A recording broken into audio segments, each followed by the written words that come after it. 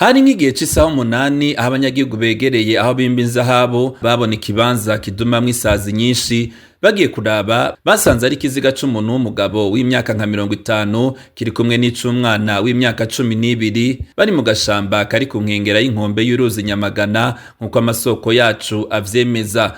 Ku mubiri w'ivyo biziga hakaba hari huzuyeko ibiguma vyinshi biboneka ko yo bari abantu babagandaguye babacumise imbugita.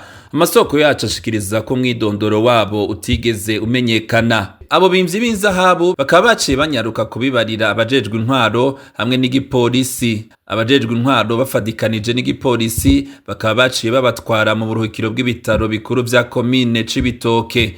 Abo bajejwe intwaro aho muri zone ya Cibitoke bakaba basaba abanyagihugu begereye gisagara kubaza neza abo barabuza babo kugira bazobahambana iteka. Bakongera kandi bagasaba ko bofashanya n'igipolisi c'Inyamiramabi kugira hamenyekane abisha abo bantu mu ntumbero y'amatohoza. Muri kino gihe abanyagihugu bakaba bafise amakenga kubera ko muri ico kibanza hama hatowe ibiziga kandi hatigera hamenyekana ababa bari inyuma y'ubwo bwicanyi. Abantu 7 akaba aribo bamaze gutogwa ari biziga kuva umwaka wa 2025 utanguye, ariko ntigeze hamenyekana ababishe.